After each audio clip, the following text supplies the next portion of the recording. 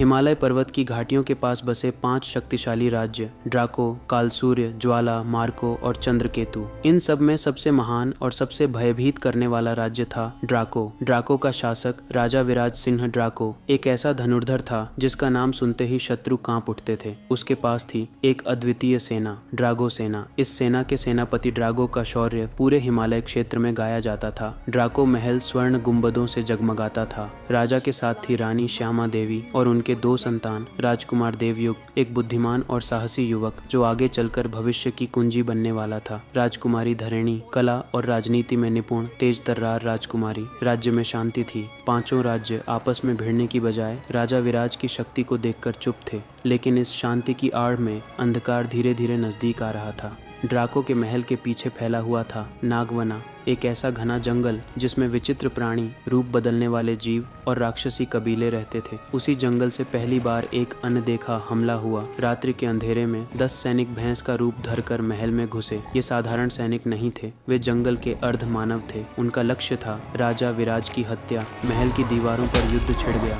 Drago सेना ने भयंकर प्रतिरोध किया। एक एक कर वे सैनिक गिरने लगे। अंततः जब आखिरी सैनिक पकड़ा गया, उसने अंतिम सांस लेते हुए कहा, हम तो मिट गए, पर सुन लो, जंगल से एक महान आंधी उठ रही है। तुम सब मरोगे। वह शक्ति तुम सबको गुलाम बना लेगी। हम तो बस उसका संदेशवाहक थे। असली युद्ध अभी बाकी है। महल में खामोशी छा गई। राजा विराज ने तुरंत सभा बुलाई। राजा की सभा में सेनापति ड्रागो, महामंत्री आर्यसेन और अन्य सलाहकार उपस्थित थे। राजा विराज ने कहा, अब और शांति की उम्मीद मत रखो। यह जंगल मात्र पेड़ों का झुंड नहीं, यह एक राक्षसी साम्राज्य है। आज से रक्षा और दोगुनी की जाए। ड्रागो सेना को तैयार करो। मैं स्वयं युद्ध भूमि में उतरूंगा। गुप्तचर की सूचना। राजा के गुप्तचर वायुनाथ ने लौटकर सूचना दी, महाराज, जंगल में शत्रु की सेना विचित्र है। कुछ सैनिक भेड़िए बनकर दौड़ते हैं। कुछ सैनिक अपने हाथों से अग्नि और रसायन छोड़ते हैं जो हर चीज जला डालते हैं। कुछ तो ज़ॉम्बी समान हैं। उन्हें दर्द का एहसास तक नहीं होता। राजा विराज ने गंभीर स्वर में पूछा, उनकी संख्या कितनी है? गुप्तचर बोला, लगभग 30,000।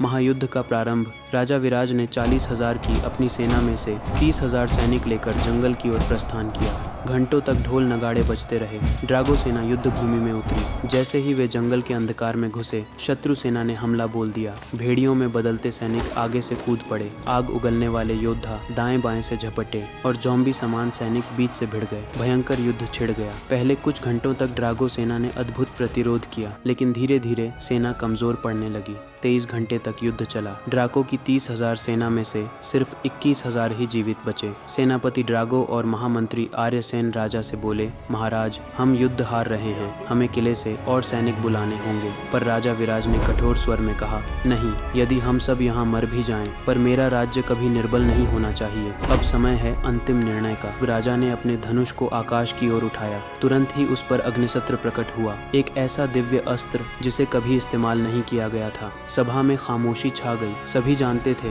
इस अस्त्र का प्रयोग पूरे जंगल को राख कर देगा। राजा विराज ने मंत्र उच्चारण किया और अग्निशस्त्र को छोड़ दिया। प्रलय आकाश से अग्नि के गोले बरसने लगे। शत्रु सैनिक जलने लगे। उनके भेड़िए, उनके राक्षसी योद्धा सब धधक उठे। यहाँ तक कि मृतप्राय ज़ॉम्बी सैनिक भी जलकर राख हो गए। लेकिन युद्ध भूमि में अग्निशस्त्र बेकाबू हो चुका था। अग्निवर्षा तब तक नहीं रुकी जब तक पूरा शत्रु सैन्य भस्म नहीं हो गया। राजा विराज स्वयं भी अग्नि की लपटों में घिर गए।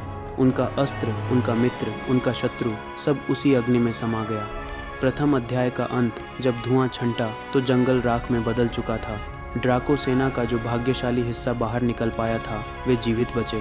पर राजा विराज की छवि सबकी आंखों में धधक रही थी। एक ऐसा शासक जिसने अपने प्राणों की आहुति देकर अपने राज्य को बचाया।